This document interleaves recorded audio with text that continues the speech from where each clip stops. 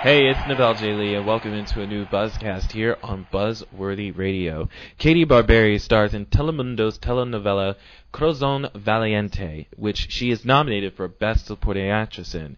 She's going to be making an appearance on Burn Notice, so we got to talk to her about that, Corazon Valiente, and Grazie. Here is Katie Barberi. Hi, Nabel. How are you? I'm good. Thanks for talking with me today. Well, thank you so much for having me. I'm calling in what I think is a couple of minutes early. You're perfectly fine. We're all set to go with you. Awesome. I was just like, I was on Twitter and I was basically writing, I'm chatting with Katie Barberi today. I may get lost in the accent. No, actually, that's not. No, I have a very, very strange situation and background. I guess one could call it strange. I can speak in an accent if you would like my character does, but it's not necessary. I don't have to do it. I actually started my career when I was as a child actress in Los Angeles, and I am 100% bilingual.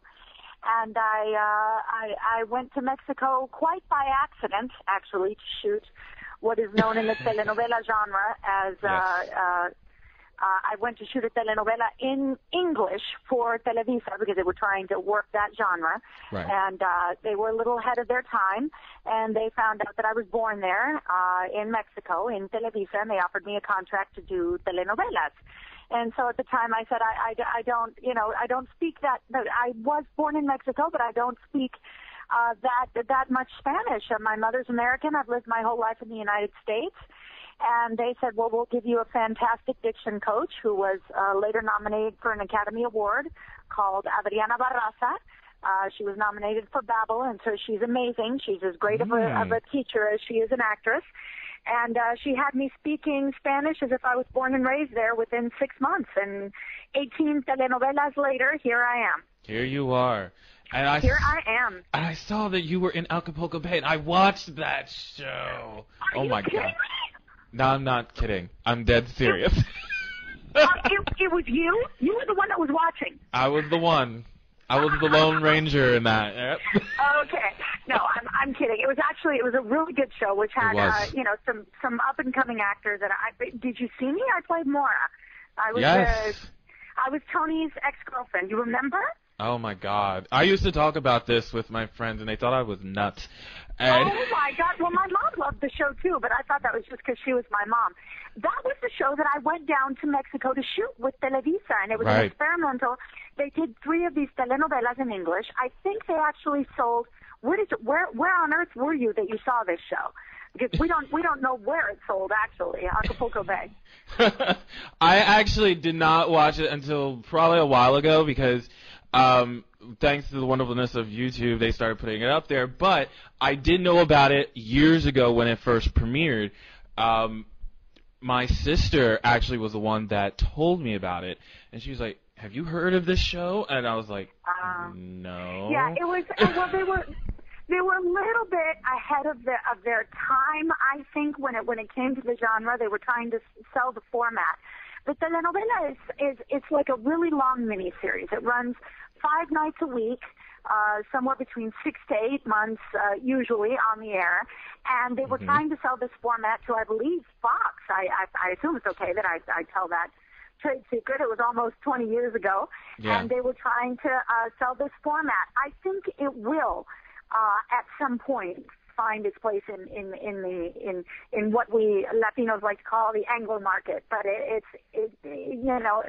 it depends on sales, and it depends on a series of things that really the American public isn't used to seeing. They're used to seeing the soap opera format, but during the day, not at night. Not at night. Yeah. Right. So oh my God, yeah, that was Acapulco Bay, and that was the reason why I went down there, and they gave me a contact and taught me to speak Spanish, and here we are. And here you are. And here we are, and now I'm talking to you. That's right. It's funny, too, because while we're talking about telenovelas, on Twitter, I do have a few people that I follow that watch telenovelas, and it's so funny to watch them tweet what they're watching, because I'm sitting there going like, do you even understand what they're saying? Yeah. Do you even get what they're Yeah. saying? But it was so funny too, because I watched one, and I'm not sure what it was, and I had the closed captions on, and it translated it to English.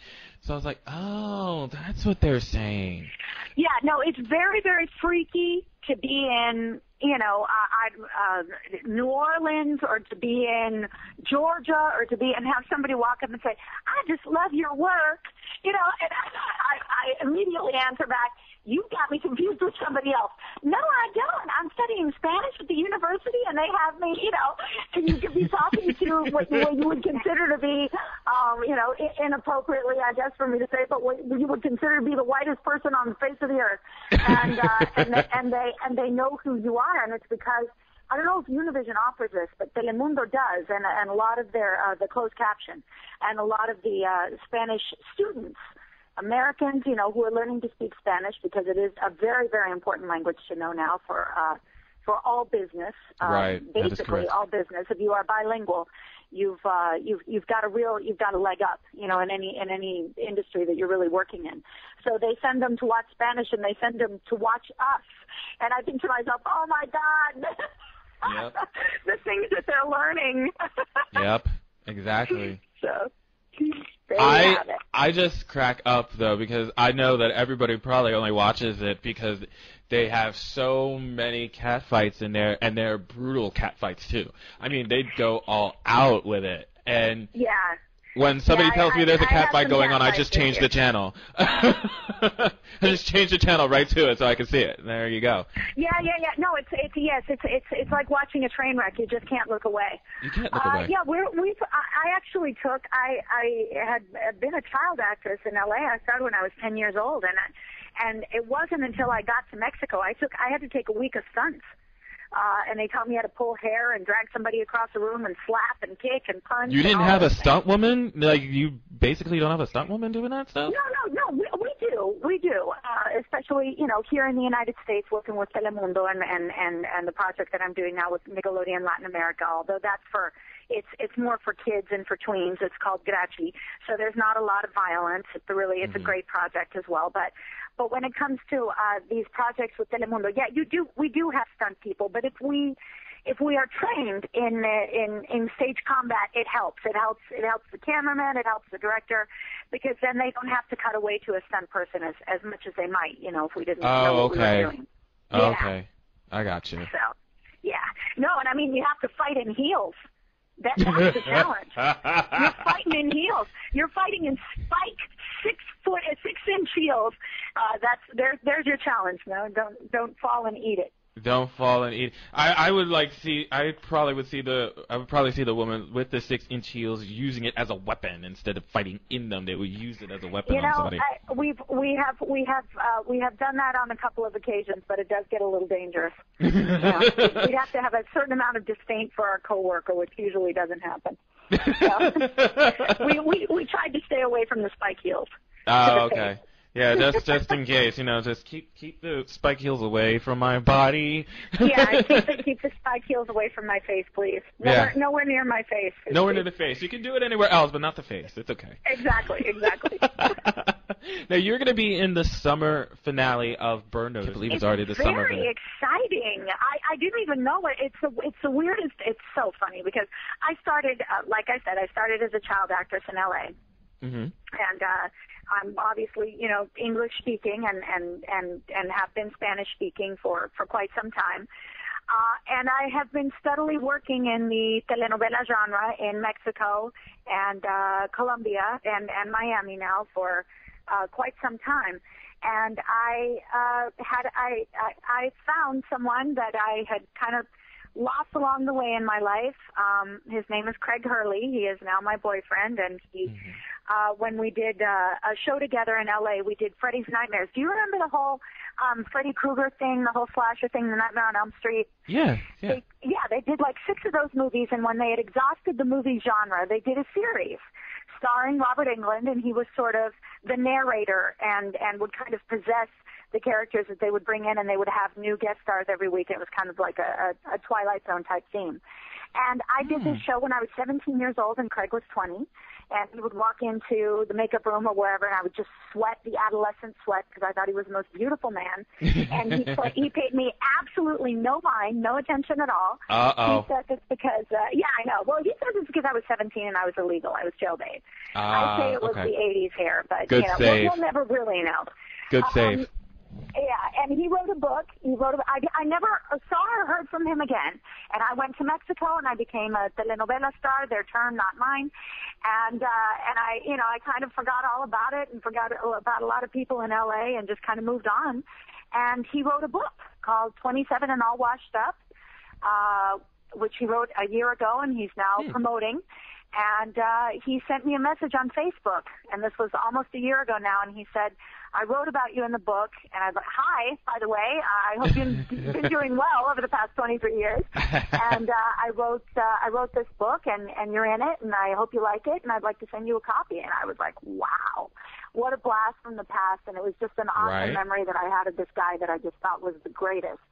And it turns out that he is. And we started hanging out. I read the book. No one had ever expressed themselves as nicely about me as he had. No, certainly no man had ever been as kind. Because one thing, is for them to say, oh, she's really hot or whatever. But another thing is for them to talk about your accomplishments. And he talked about the fact that I had forged a path for actors to walk on, learning a different language and going into different avenues of the industry in different parts of the world, which I thought was amazing. And so we started talking and hanging out, and now we live together here in Miami, and we're very happy. But it so happens that his family, the Hurleys, are huge fans of Burn Notice. Nice. So it tapes here in Miami. It films here in Miami, and so he made it a personal goal to be on Burn Notice, and he told our agent here in Miami, focus on Burn Notice, and so our agent was very obedient and sent him a breakdown for an episode that he thought he might be right for, and I started scrolling down the breakdown, and I said, wow, I'd be right for this part, and we both went in an audition, and I booked it, and he didn't. Oh. Well, nothing against you, but I got the part and you didn't. No, he will. And the thing is, I know he's going to do something better in the next season than I have had the opportunity to do. But it was too funny. He was like, I am not taking you on my auditions anymore. This is true. He says, as long as it all stays in the family, we're all good. And it's very exciting. It's my foray back into the English speaking market, quite by surprise, the way many things happen, and it's an amazing episode. It also guest stars John McGinley, who I have a tremendous amount of respect for, and it's exciting. What can I say? Mid-season finale of Burn Notice. You can't really ask for anything more. Cool. Yes, it is a very popular show. I cannot wait to watch it. It's on, that's one of my things on Thursday is watching that and Suits. So it's kind of like, oh gosh, I'm not gonna get any sleep. So wow. Okay. Well, we're on at 9, so you could actually get to bed fairly early if you just watched us on Burn Notice. But yes. if you're gonna burn the midnight oil, that's fine. I have to burn the midnight oil, unfortunately. So and I found this very interesting that you can basically recite every line of Sex in the City. Really? I really can't. What is that a talent? No, because I can't recite every line of that show because I've never watched it. But you've never watched it? No. Oh my God, what you're missing! I feel that it should be a mandatory. I feel it should be made a law that all men in the United States should be required to watch the first season of Sex in the City. Why is that? Well, because there's a lot of information about who we are really, not what as women, not what a man's point of view is necessarily about us, or even what they were taught a woman was by their mothers, which was another generation.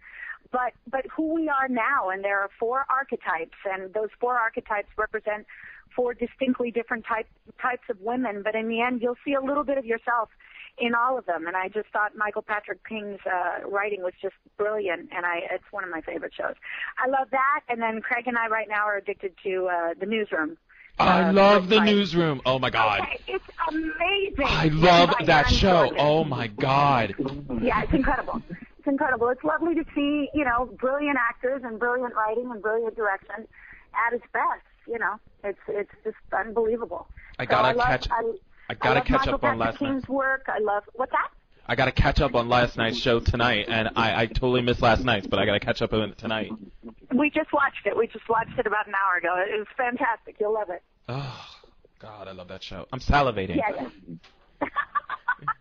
Yeah, it's very good. It's very good. You should get into Revenge this coming season. That's an awesome show too. I have not seen it, but I've always loved Madeline Stowe. I think she's beautiful, and I think she's an extremely classy lady and actress. This is going to turn into what should we watch this season, and this conversation is going to turn into that. It's already there right now because I'm going like, you need to watch Revenge. I'm the Revengeaholic, so it's kind of like. Well, I think it's cool. I think it's cool for people who who are in the industry and who know something about the industry to give their personal point of view about these shows, because there really is great writing out there. Craig and I we also love The Big Seat, which is written by Jenny Bix, and it's on Showtime. That is a good show too. What's that? That is a good show too. Yeah, it's incredible, and Laura Linney's amazing, and Oliver Platt, and there's a lot of great talent out there. It's nice to be a part of this. It's an honor. And I was just nominated for Best Supporting Actress for Telemundo's Tu Mundo Awards, which are live on August 30th on Telemundo, and that was a huge honor. That's when you see that your work is recognized, and it sounds totally cliche, but it really is an honor just to be nominated. And I'm not, what can I say? We all hope for the best, but I don't, I'm not as worried about the outcome that night as I am about, really enjoying the fact that out of so many actors that could have been considered in my category, that they would think of me. It's amazing. Well, that's congratulations to you. Thank you. And you said this is the 30th of this month, you said? Yeah, it's on the 30th of August live, and the voting just ended on the 17th, which ironically is my father's birthday. Oh. So, yeah. So the voting just ended, and my fan club, the greatest fan club on the face of the earth, the Mariposas, were voting, just 24/7 in several different countries. So we'll see what happens. But in the end, it's like a People's Choice Awards in that the public gets their vote. And it's awesome. It's awesome just to even be considered to be one of the people that people can vote for. One of the actors people can vote for is wonderful. So. Definitely keep us posted on that. That'll be a nice birthday present for your dad. I'm just saying. Yeah, no, absolutely. No, and my mother's is on the 22nd, so she's having a good month. Yeah. She's having a good. I'm proud of my little girl month. That is terrific. And you are on Twitter. I scoped you out. You are on Twitter. Rocking it out. I'm at Katie Barberi. And I try to, I think Twitter is a really, really cool way to get your whatever message you have out there. And sometimes it's maybe just to say to people, in the morning, be patient with the traffic and just kind of go with the flow and have a great day. And if you're having a crappy day for whatever reason, know that tomorrow it's going to get better. Or, there's a million different uses for Twitter, but if you can send out some positive energy, that's fantastic. So I believe in Twitter. I love Twitter. I'm addicted to it. A little bit. Yeah, me too. It gets to be a problem when you're at lunch and you're on your BlackBerry and you're supposedly watching a television show and you're on your BlackBerry and you're riding in a car and you're on your BlackBerry. No, not when you're driving. No. Let's clarify. But it's everywhere you go, you're on your BlackBerry. It can get to be a problem, and it's definitely, it's a change in the way that we approach society, and some people say it brings us closer, and some people say that it actually pulls people, apart. The new social network kind of way of dealing with life. But the truth is that you can't fight progress, and you can't fight the evolution of technology. So you might as well use it for good, you know. Absolutely. Instead of using it for evil. It's a shame, though, that you know, in the latter part of what you just said, the majority of people who do use the internet use it for that. I mean, I can't express enough how much we have seen within the past several months of cyberbullying, you know, going on with social media networks, and what the consequences of that was. You know, it's really, it's one of those things where you basically look on it during it and be like, was it really worth it to basically, you did this to this person, they took their own life, was it worth it to do this to them? Yeah. Well, it's a way to call people out, and you know, the social networks are a way to call people out, and maybe reveal things that people are not ready to tell for whatever reasons, and whoever it is that they're not ready to tell, and it's responsible. I don't know the stats, but I heard the stats the other day.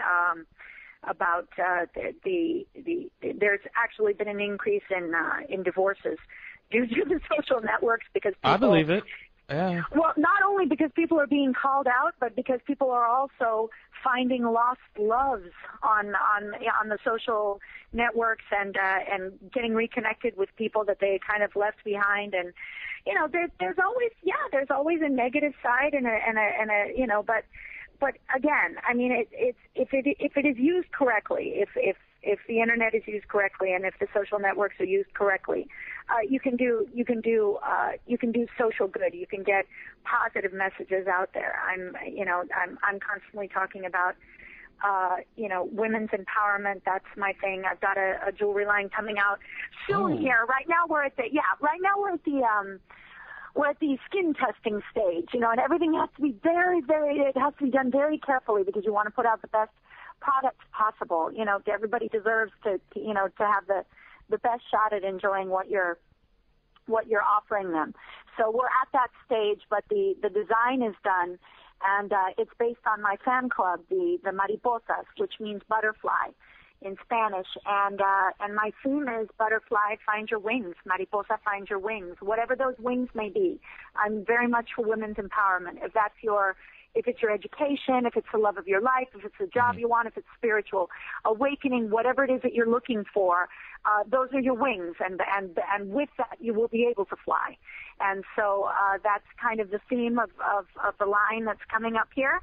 And you'll be the first to know when it's ready to go. We're still in the design stages, and we're still tweaking, but you know, it's exciting, and the social networks are definitely a way to get your message out there. Craig is always talking about his book, 27 and All Washed Up, and through the social networks, people find out about it, and it's you know, he has a very positive message in that book. So it can be used for good. You know, it can be used to get information out there that are going to change people's lives for the better, you know, and that's what you have to do. And right now I'm almost at 25K. I'm like 50 shy of 25K. That's a lot of people that are reading what you have to say about, you know, any given subject. So you have to be very careful, and you have to be very responsible, and really, you know, really make sure that every day, no matter what's going on in your life, when you go to, you know, to communicate with the people that are checking you out, you know, make sure you're giving the best of yourself, you know, and that you're really coming at it from a positive energy. Or don't tweet. No, don't tweet. There you go. Exactly. Or Simple put as your that. BlackBerry down if you're just not having a great day. You know. Just leave it alone and just put it away. Put it away. Yeah. And Put the calling people out, you know, and the not respecting people's privacy, there are karmic consequences to that beyond which anybody can imagine. You know, respect others, respect yourself by respecting others, and that, you know, those are the basic rules to the social networks. And if we all pay attention, you know, they're a great tool. Absolutely, I love it. And best of luck with everything. And please keep us posted on the line and everything of this sort. We love to have you back on anytime. Katie Barberi, everybody, thank you so much. Oh, you rock. Thank you so much. I appreciate it. Absolutely. You take care. You can catch Katie Barberi on Corazon Valiente on Telemundo. And, of course, you may not understand the words, some of you, but that's okay. Turn on the closed captions. They translate it for you in English. I'm pretty sure that this show does that for you as well. So if you want to know what's going on, turn on the closed captions. It's very, very useful because I've done it myself when I watch the telenovelas on Telemundo. So that is my trick for you. But that's it for now. Thank you so much for tuning into the podcast today. Thank you, Katie Barberi, for spending a few moments with us to talk about everything that's going on with you. You can follow her on Twitter at Katie Barberi.